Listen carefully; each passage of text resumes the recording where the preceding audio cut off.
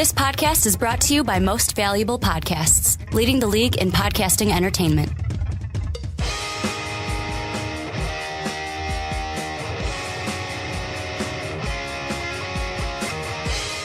Hello, football fans, and welcome to The Onside Kick. My name is Ricky Widmer, and as always, I'm joined by the Mark Weber. Dub them E's. And before we get into the podcast today, the NCAA tournament may be over, but our March Madness, now you can say April Madness. We're not ready for it. Elite 8 for movie brackets. It's in the Elite 8.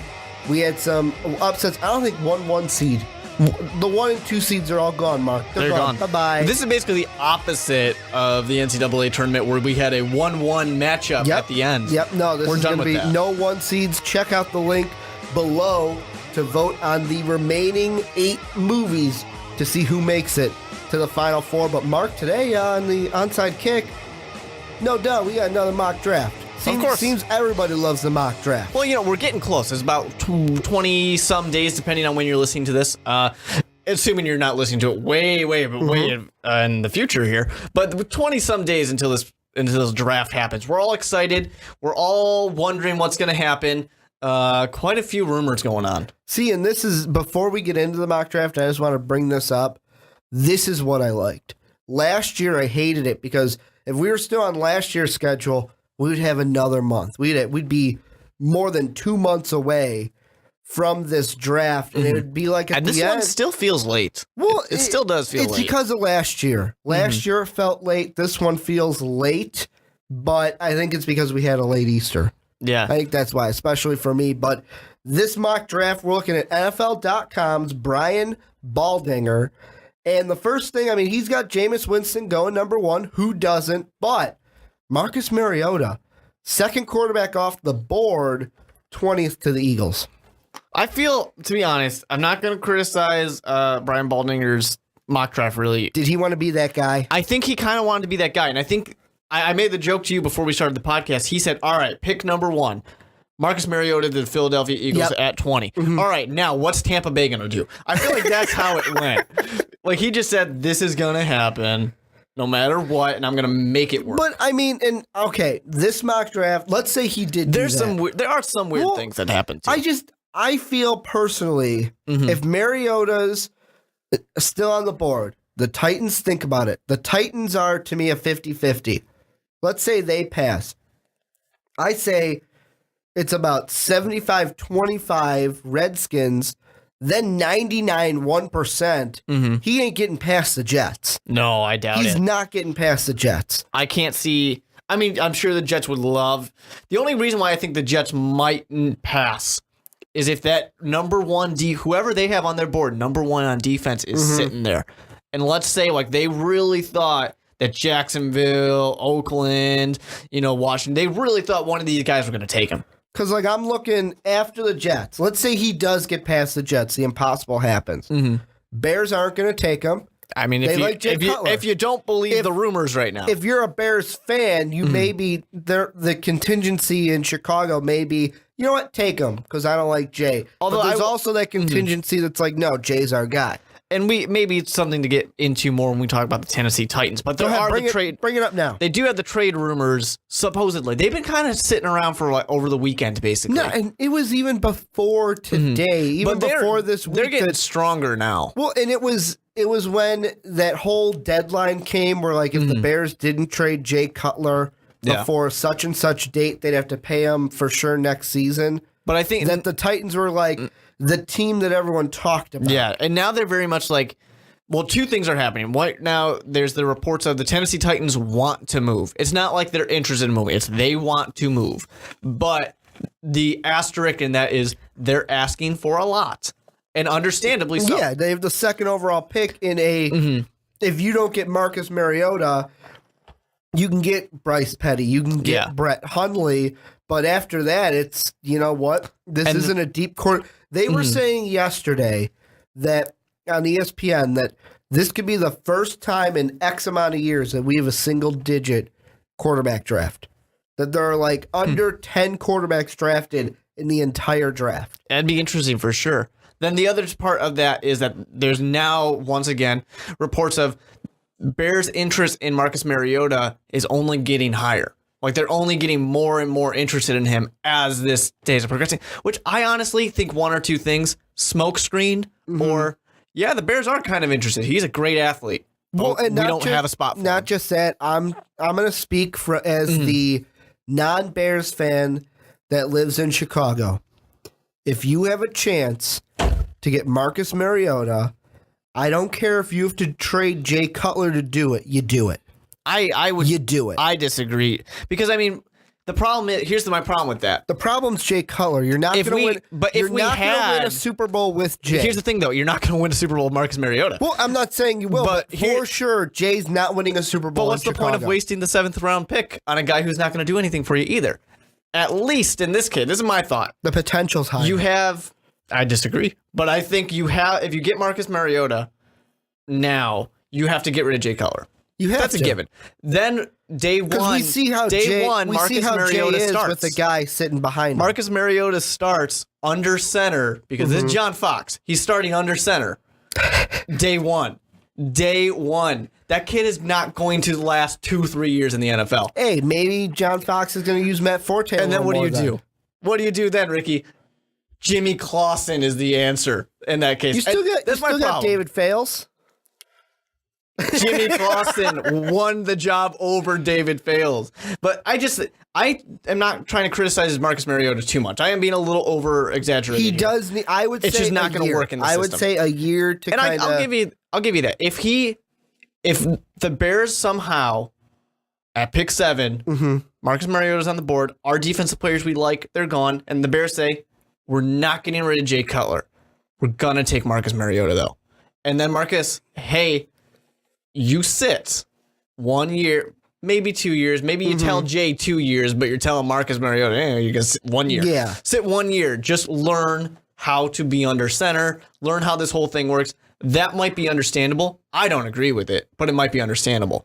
Now, interesting to note, if by some chance the Bears wanted to trade from 7 all the way to number 2, they would literally, if you use the commonly accepted, point scale, they would literally have to trade their entire draft.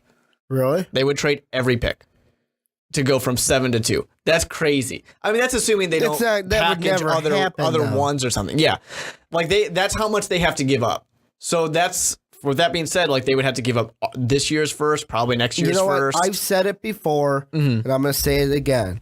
The guy that the Bears need to take, because to me, he's not going off the board before 7, and the Bears have a chance to take him at 7, you take Danny Shelton. Yeah. You take that nose tackle, and you solidify your defensive line. But with Mariota, now that we're off the Chicago wagon, let's say he gets past the Jets. Somehow, I would say the Bears, I'm going to agree with you. Smokescreen, they're not going to take him because they've got Jay. The Falcons, they got Matt Ryan. They're going to pass. The Giants have Eli. Some people may say Eli's getting towards the end, but they are going to pass on him. The Rams just got Nick Foles. They're done. The Vikings have Teddy Bridgewater. They're not going to take Mariota. The Browns could. The Saints could. The Dolphins won't. They got Tannehill. The Niners could. And then you have the Texans will. Because the Chargers and Chiefs won't. Browns could. So Browns. There's 4 teams in there. If we want to stick with and then you have the Eagles at 20. With NFL.com though, I mean, this kind of draft is with NFL.com's drafts, and it is. I'm trying to see who it is that had Bucky Brooks did say the Chargers would take him. Yeah, and thinks that he's convinced they would. I don't think so. I don't think so either. They're committed in Phillip Rivers. The thing that they're going to take a running back, I think. The only thing that the Chargers might, if somehow a trade. Yeah, they traded Phillip Rivers. That would be the only thing that makes sense. I'm not even saying that. I'm saying if I'm the Chargers and it's like, okay, I don't want to go running back at 17. This is the point if you're like, whoa, Ricky, what are you doing? This is the point in the mock draft process where we start talking about trades now. Yeah. Before it's been, we're going to do this mock draft. We're not going to do trades. No. Starting now, we're getting a month to the draft. You got to talk trades. And if I'm in the war room for San Diego, I'm sitting there going, okay, Todd Gurley Melvin Gordon. And I'm looking at the wall. We're talking about it. Who would you like? Who would you want? And if there's no definitive, like, this is our guy, first thing I do is I pick up that phone and I dial Chip Kelly's number. And I say, this is what I want. You can have Mariota. And then he goes, oh, I'm excited. He's salivating. And I'm serious. If I'm the Chargers and I'm not sold on Gruley or Gordon, the first call you make with that phone is Chip Kelly. I'm going to be honest here. Once you get to like pick 12, the Browns, I think every team is calling up Chip and saying, hey, you interested? Hey, I would say even the Vikings at 11. Yeah, I mean, sure. I think because once you out of the top 10, any team is like, hey, you want it? Because it's not improbable that they could trade up. I mean, all you got to do really is if you get one of your first, maybe your second round pick also, boom, you got it. You can trade up outside of the top 10. I was going to say the Rams, but no, the 10th, they're going to take offensive line help. They need help. But they have that relationship of a trade they just made not too long ago when we had the Bradford Nick Foles swap. But I think the only thing I will say with that, I don't think you can PR-wise, I don't think you can trade again with the Rams. Like, hey, we gave you this good quarterback. Now give us the ability to get another quarterback. It would be the Rams that would have to initiate. Yeah, that's what I'm saying. That'd be weird. In the end, I don't think Mariota passes the 6th pick. I don't see it actually like I said before, here are the percentages. The Titans are a 50-50. Jacksonville won't take them. Oakland won't take them. Once you get to Washington, that's when it bumps up a little bit. I'm going to say 75 yes, 25 no. After that, the Jets are pretty much at a 90. I'll bump it down a little bit. 95% yes to a 5% no. Like Jim Carrey in Dumb and Dumber. So you're saying there's a chance. Yes, there is a chance that they say no, but they're probably going to take him. Because Geno Smith, you're looking at Geno Smith or Marcus Mariota. And I don't remember who it was who said, I'm going to ask you another question after this too, but somebody said something which I thought was funny, but you kind of think when you're like, I guess it's not that far off. Where some NFL exec said, Geno Smith, I would have like more faith day one in Geno Smith than I do in Marcus Mariota. I don't remember anyone saying that. It was out there. Google it. I am okay with people Googling it because it will be found. Somebody said it. Don't know who it was, but it's probably an unnamed source. Someone said that just because of like Geno Smith has been around. And I get maybe it's the devil you know, the devil you don't know situation. Woody Johnson. There it was. ESPN. Woody Johnson said that Geno Smith way ahead of Marcus Mariota. Yeah. So, I mean, devil you know, devil you don't maybe. I don't know. I personally do not want anything to do with Geno Smith. But here's my question I want to ask you, Ricky. And this is not going to be in John Elway style of Marcus Mariota saying it. Okay. But let's say, I don't really care what the team is. Maybe, the Redskins, the Jets, I'll even throw the Rams in there. Who knows? Is there a chance that one of these teams does in fact draft Marcus Mariota, but post-draft, we get a trade from Chip Kelly with this team? I'd say no. I'm going to say no. I'm not going. I don't see that happening unless it's like an offer. You can't refuse. Yeah. Other than that, no. I don't see that happening. The one thing you bring up John Elway. Yeah. And the one thing that the Buccaneers right now, they have to be just to their lucky stars being like, thank God that Winston isn't in the same mind frame that John Elway was when Elway was going to be drafted. Jameis Winston wants to play in Tampa. If Jameis Winston didn't want to play in Tampa, he could pull the same thing Elway was doing, where it's like, nah, you know what? I don't want to play for you. I'm going to go play baseball. Yeah, I'm going to go get drafted by the Yankees, maybe play a little bit for old George up there. A little GS going to write my checks. It's not so tempting to play for the Yankees anymore, though. No. But I think also we got to remember Lovie Smith in this situation would be like, yes, I can take my defensive player. Yep. Rex Grossman is my quarterback. I am fine. Dante Fowler, you are my guy. That would be the pick. What a jump. And that is the thing in Brian Baldinger's draft. Dante Fowler going up number 2. And there's been a few other mock drafts where Leonard Williams is not the consensus second pick. But It all depends. I don't know. It all depends on need because, I mean, depends on what defense you're going to want to run. Williams is more of he's a defensive end, so he's going to be on the line, where Fowler is a pass rusher from the outside where he doesn't have to be on the line. He's a linebacker. So he's not going to get eaten up by those big bodies. And this is the only way I could see the Titans taking him over Williams is think about the offensive lines you got to go up against in their division. The Colts have a good offensive line. Texans are trying to beef theirs up. Jacksonville's going to try to beef theirs up to protect Blake Bortles. You want a guy that can get off and not have to be on the line and kind of get out of that starting block. Yeah. Yeah, that's interesting. I don't know. I just think I personally would go Leonard Williams over Dante Fowler, even though I like him a lot. You can go, like a month back when we were talking about mock drafts, I was like, I want this guy on the Bears. Not so much anymore because we got this whole linebacker clump. He's been climbing. He's been climbing. Yeah. And there's a chance that, Randy Gregory could fall to the Bears. But I'm telling you, that Bears pick for me is locked. Oh, yeah. With Danny Shelton. I want to jump down to my team. Okay. Minnesota, because on Baldinger's mock draft, I love the guy. I want to give him a big hug. He's got my Vikings taking Devonta Parker, which to me, I've said it before. Do I see them making this pick? No, probably not. They're going to go defense. They'll probably get a corner. That's why I think the Vikings could be a good team to trade with Chip Kelly if Mariota drops, because Zimmer could be sitting there going, okay, look at the bottom of this draft. And I'm just going to say the bottom after the Eagles, according to Baldinger. You have Dupree out of Kentucky, outside linebacker. Kevin Johnson, corner. P.J. Williams, corner. Perryman, inside linebacker. Byron Jones, cornerback. And if you're Mike Zimmer, if Mariota's there and you're like, hey, you know what? Let's work a trade with the Eagles. And at 20, I can go ahead and get a cornerback, a linebacker. Hell, I could even get Landon Collins if he's still going to be, because that 20 range is where everyone's been predicting Landon Collins to go.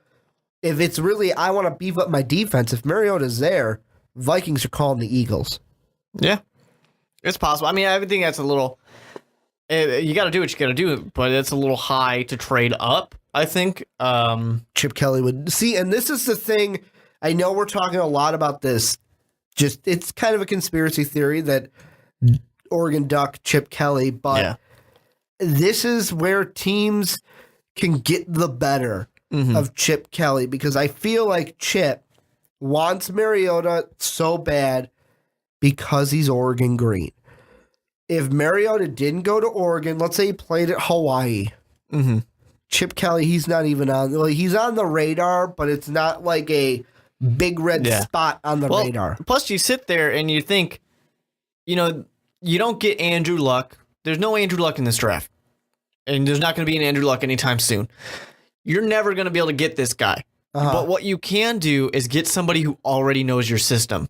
And that is the best plug and play you can get. Because Jameis Winston is ready to play day one. You might have some questions about his off the field issue, but he's ready to go day one. I think Mariota could play day one too. Only in Chip Kelly's system. He can play day one, but there's going to be some bad rookie mistakes. Well, and I think you're going to get bad rookie mistakes with Jameis Winston too. Oh, how many times did Jameis Winston just throw balls? That's not necessarily what I'm saying, though. I'm saying he's going to be ready to go, but if you're Chip Kelly, the only person you can get that's day one ready is Marcus Mariota, because he already knows your system. Essentially, he's already using something very, very, very similar. Here's the thing that the biggest negative that I have with Jameis Winston, and it's not even just a negative with him. It's, you could talk about his character till you're blue in the face. I agree with you. And Ricky will. I will. I think that if a guy has, it's kind of like the whole Johnny Manziel thing. Why did so many people pass on him? Because we didn't know how his character was going to pan out. Same thing with Jameis Winston. I think he's on the field. I think on the field, Ice was passing on Johnny Manziel anyways. On the football field, though. Small guy throws it up in the air. The thing that I have against Jameis Winston, how many times, and I can count on, I'd need more than two hands, for how many times in college Jameis Winston threw a ball, should have been picked off. Mm-hmm. But it wasn't. Those balls, they don't get dropped in the NFL. They get picked off, and some of them go for 6. Some of them win you a Super Bowl. But some of them, Jameis Winston, here's my prediction with Jameis Winston. Mm-hmm. He will have the most interceptions for a rookie in NFL history. Nice. And his first interception is going to be a pick 6.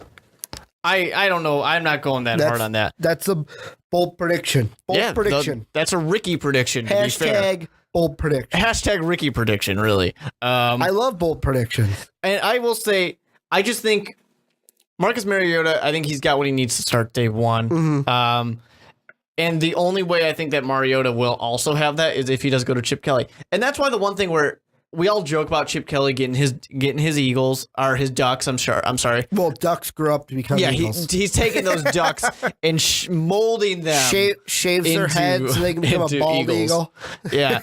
But the best situation for him, we all joke about it, but really is, I mean, if you can get Marcus Mariota, because he's going to start day one then, and he knows your system. He's the guy who can do it. So we all joke about it now, but it really is the right move necessarily. Like, it is the best move you could probably make. I mean, there's better players, but this guy's going to be your quarterback, and you answer that question. I want to ask you your opinion, because you are, I'm the Vikings fan. I know where I'm coming from. I want to ask you the non-Vikings fan opinion. Good. If you're the Vikings, you're on the clock.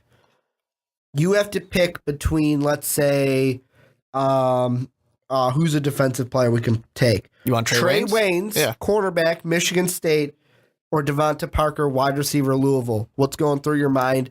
Go through the whole situation. Now, I'm sitting there and I'm looking at these two players. They're both very, very great players. I think it is very, very, very tempting to get that wide receiver that has the connection already with Teddy Bridgewater. That's great. You love that. And I mean, not that Greg Jennings was anything to be too excited about, but you don't really. When he first came over, yes. Yeah, you were excited then. But Greg Jennings, he's gone. You don't have that. We got Mike Wallace, though. You do have Mike Wallace, but Mike Wallace could be the same thing. Yeah, he could be. Well, I mean, he pretty much was for the Miami Dolphins. But he could be even worse now. Yeah. So I don't really know what I have in the wide receiver position. Nothing that I'm too excited about. I also don't know what's going to happen with Adrian Peterson completely. Even, coming back to the NFL, I still don't know. Does he want to play for my team? Is he going to be the same? Like, it's too many unknowns. I'm not happy about it as like a GM or anything. But at the same time, defense is good. I mean, you got to improve that defense too. And you go against some of the best wide receivers in the NFL in this division twice a year. So I'm a little nervous about that. And not only that, but you also go against Aaron Rodgers, who makes no names into all-stars. So I really am tempted to go get, instead of the connection that I have at wide receiver, getting my my cornerback situation all settled here. When it comes to the play, all right, Ricky, my clock is timing down because I'm wasting all of my time because this is a tough decision. I think the decision I make is based off of how many teams above me have taken wide receivers already. 2. There's going to be 2. Cooper and White are going to be off the board. In this situation, Cooper and White off the board. They're going to be. I'm going to go. They're not going to make it. Both of those wide receivers are not going to make it out of the top 10. I agree with you. I think if there's like 3 wide receivers, maybe even a 4th wide receiver somehow off the board in front of you, you go wide. You probably should go wide receiver, assuming Devontae Parker's there.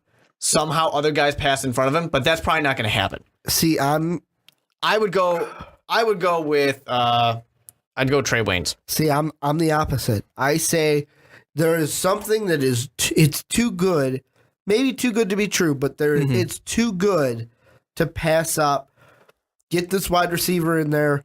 Teddy knows his tendencies. Yeah. He knows Teddy's tendencies. I mean, Teddy's had a year in the NFL, so there'll be that kind of growing pain between them. But how many times have we seen quarterbacks who have been with their wide receivers long enough, like Jay Cutler and Brandon Marshall, for example. Yeah. There were times where Jay, all he had to do is, I'm just going to throw it up there. Whoop. Brandon knows where it's going to be. Brandon just knows, jump up, and I'm going to grab it. The one thing I will say, kind of as a retort to this, going with the college football example, Kobe Fleener, Andrew Luck. Everyone thought that. No, I was going in the other way. Everyone thought that was going to be the best thing ever. It hasn't worked out to be that big of a negative. Exactly. Yeah, but it hasn't worked out to be a positive. No, really it wasn't as big as we thought it would be. Yeah. Like we thought it was going to be, and I think what kind of boosted that was the Peyton Manning. Was it Dallas Clark? Was he the tight end for the Colts? Oh yeah, yeah. Dallas Clark, Peyton Manning. How many times they hooked up? This is just going to be Manning and Clark 2.0, and it was because Peyton Manning was there before Luck. Yeah. And we were all thinking Andrew Luck to be the reincarnation of Peyton Manning, which he has been. He's been really good. Amazing. But I'm just saying in terms of, it's not, the school connection isn't a guarantee. Yeah. So for me, I'll take it though. I'm going to take the slower build, improve that defense. You're still going to be up against Stafford and Aaron Rodgers twice a year. And then, next year when the Bears and Jay Cutler, because Jay Cutler likes to throw interceptions too. You know what? You joke, but actually, if you're sitting there going, "Hey, we got a guy who throws the ball. He's a gunslinger." You know what? Yeah, let's get somebody who will intercept the ball. At least we got 2 wins. See, and the one thing I want to go, we're jumping all over the place here. I want to go back up into the draft, and we were talking about wide receiver for the Vikings. Mm-hmm. The one thing, if your team is thinking wide receiver, and all the wide receivers are on the board, who are you taking first, Kevin White or Amari Cooper? Because there's so many, people are across the board. Baldinger thinks Kevin White, then Amari. However, there have been analysts that are changing, like Todd McShay we had, where he was like, you know what? Amari is the most ready. Kevin White's the fastest. Yeah, that's the big thing. And fast is nice. You do enjoy fast, but I mean, take the ball deep, take the top off the defense. Yeah, I mean, that's Randy Moss said it perfectly. But I love that. I really do. I also love, I'm here in Chicago, so I love guys who are tall. Big and I want somebody who's going to be big and just go grab that ball. But you also like monsters in the midway. I do, and you know how that happens. Sometimes they go away, and you're like, what happened? Sometimes they go to Fox and then bash your coach. But it's tough for me. I think I go Kevin White. I really do. Even though I think Amari Cooper probably I'm a little tempted to say he might be a little better coming out of college. I really like Kevin White. I really do.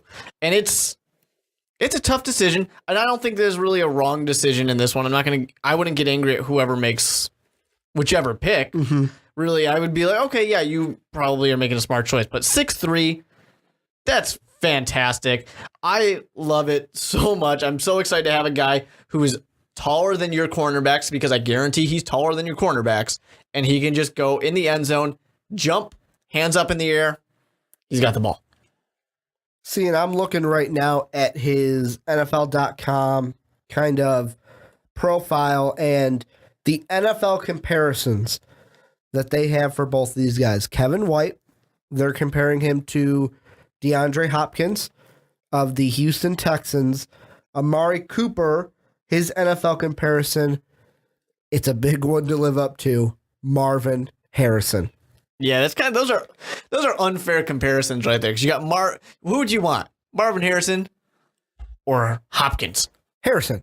Yeah, there's no question. No question about it. When I'm reading the bottom line for Amari Cooper on the NFL.com draft profile, it fits Marvin Harrison to a T, because just the first sentence, and I quote, won't dazzle with blazing speed or outrageous size, but is good in both categories. That was Marvin Harrison. Mm-hmm. Was he going to blow you away on the sideline? No. Was he the biggest wide receiver? No. But when Peyton Manning needed to throw it to somebody, bam, there he is, Mr. Reliable for the Indianapolis Colts. Yep. In this case, that's the thing where you're saying you can't really go wrong, but I just like having a little bit extra height, a little bit extra speed. Just for fun and games, I'm going to have you guess. Okay.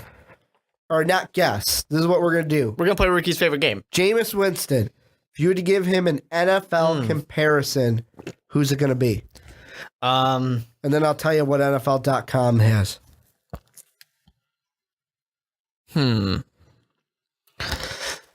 I do not agree with this comparison at all.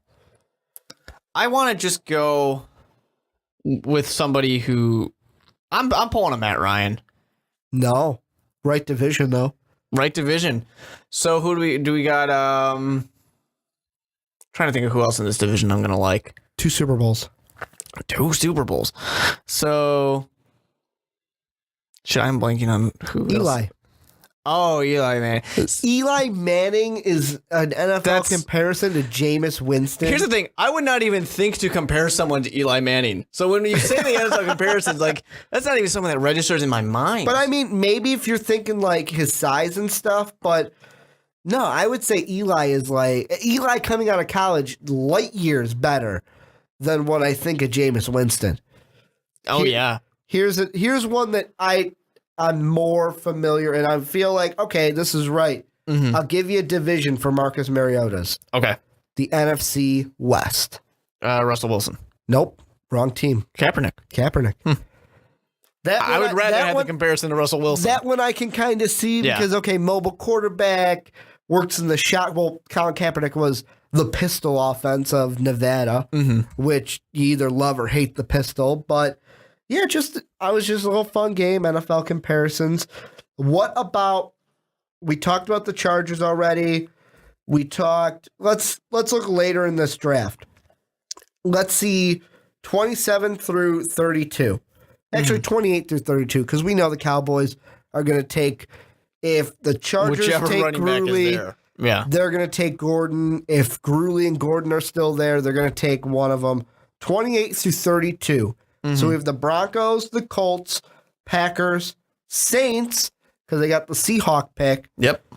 And the Pats. Which one of those teams not named New England trades back?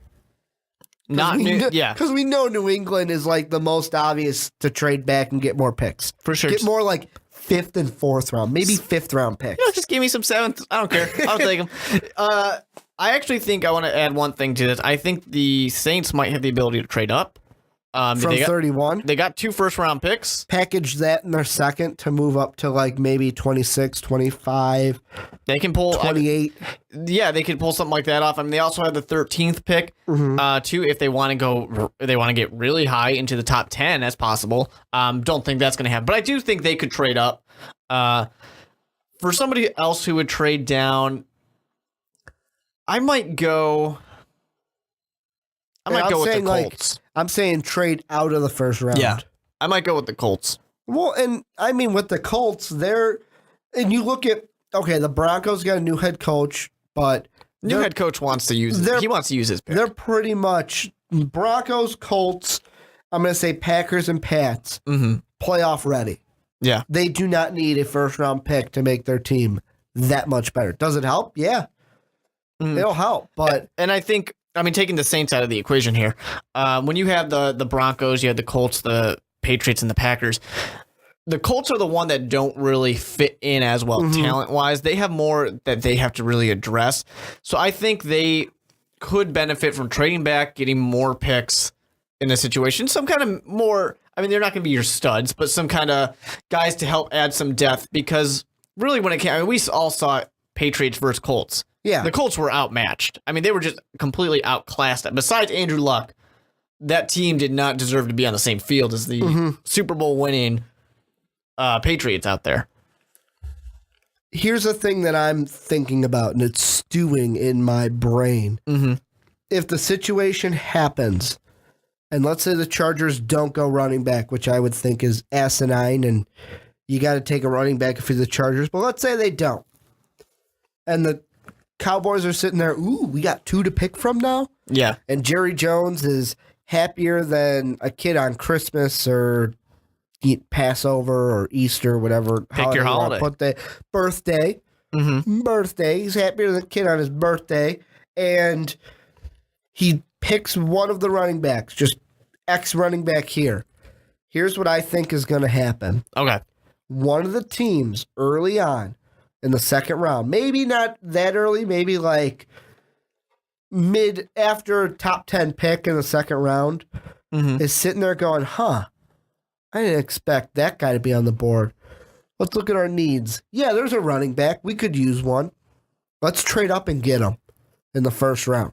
A la Teddy Bridgewater style last year. Yeah. That's what I think is going to happen if the Cowboys are making the first running back pick in the first round.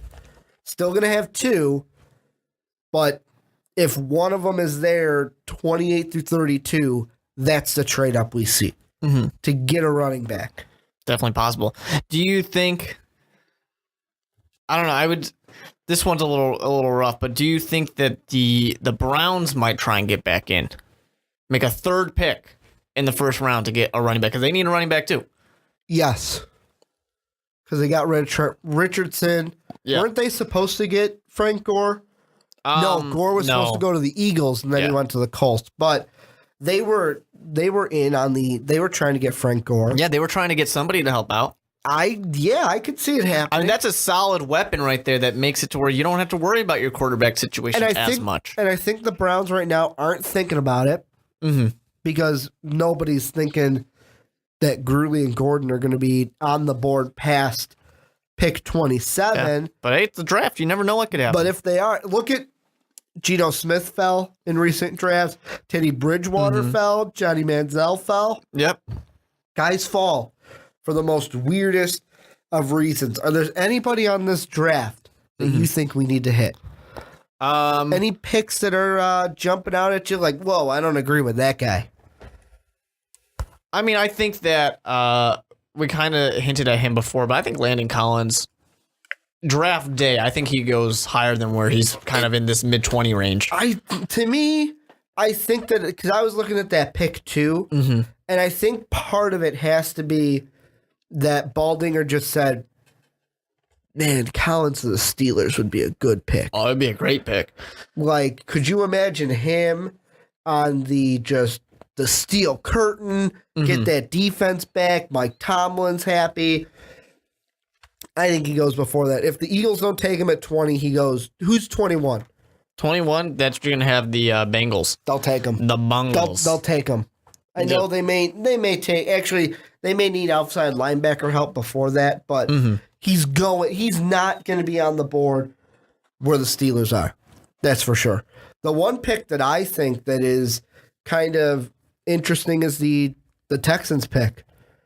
You have Green Beckham going to the Texans. Yeah, and I think the Texans are an interesting position because they did better than most people thought they would do last year. The defense just suddenly became amazing on that defensive line. So I think actually where I would not have thought about taking a wide receiver for the Texans too long ago, a few weeks ago. Now I'm thinking, okay, you can afford to do it because your defense getting Vince Wilfork, J.J. Watt, and Jadeveon Clowney all out there at the same time. The rest of your defense, I don't care. Frank Gore, try to run the ball. That's what that says. Yeah, I don't care about what else you have. And if you're a quarterback, you're a nice, good, talented quarterback out there, and Mr. Andrew Luck or something like that, go ahead. Try and throw the ball. You got 2 seconds. You know what? You said the Browns may try to trade back if the running back's available. If Melvin Gordon's the first running back to go off. Yes. And between 28 and 22, Todd Gurley's sitting there. You know who trades up to get him? You think the Texans? The Titans. Oh, the Titans. The Titans. Because part of me, if I'm in that Titans war room, is, okay, we got whoever we got with the second pick. Probably defense. Todd Gurley's there, and we're going to have a tough, just like you said, Watt, Wilfork, and Clowney to go up against. We got to get a guy. Todd Gurley's that guy. He's that type of running back where we're just going to try to hit you right in the mouth. For sure. I could see that happen. Well, and that's a big improvement not like to the Titans. 100% fix, but that's at least it'll help us compete now. Yeah. Oh, and that's a huge improvement for a team that decides not to get a quarterback right now. Great move. See, I'm also looking at, and this is like, this is how I am with mock drafts. Yeah. Top 10 I'm super excited. I'm like, oh, this is great. About 11 through 18, it's like, okay, anything after 20, to me, I start to lose, like, okay, this is it. Well, once you get to this point, like, it's mock draft. Well, they always make the joke of, like, after pick number 1, typically mock drafts are all wrong. Out the window, yeah. Yeah, because everything happens differently than what you would expect. And there's always that team that surprises you. I am going to use a Jay Billis type of reference and put it to the mock draft. Jay Billis, I think I've said it before, when he talks about like March Madness and his picks, he goes, all my picks are correct. It's not my fault that the teams can't live up to my standards. The way I see mock drafts is my mock draft isn't wrong. I'm sorry that these GMs and owners don't know what they really need. Exactly. Because I know what they really need. Yeah, I'm sure you do, I'm Ricky. a guy sitting in Chicago, and I'm sitting on my couch in the basement, and I'm like, you know what the Texans need? I got 2 remotes and 2 hands watching ESPN, NFL Network over here. Got Fox Sports 1 sometimes. Got Reddit open on the computer, Reddit NFL. I'm set. I've got everything going. I don't know what these guys are thinking. But the one thing, and this is the last running back thing that I want to throw out there for this podcast, is the Cardinals. Baldinger has them going with Bud Dupree, outside linebacker. Kentucky, what are the odds they take a running back and they swoop in and snatch a second one or take the first one? We're going to say that one did go to the Chargers. Yeah. So they snatch that running back away from the Cowboys. It's definitely a good idea.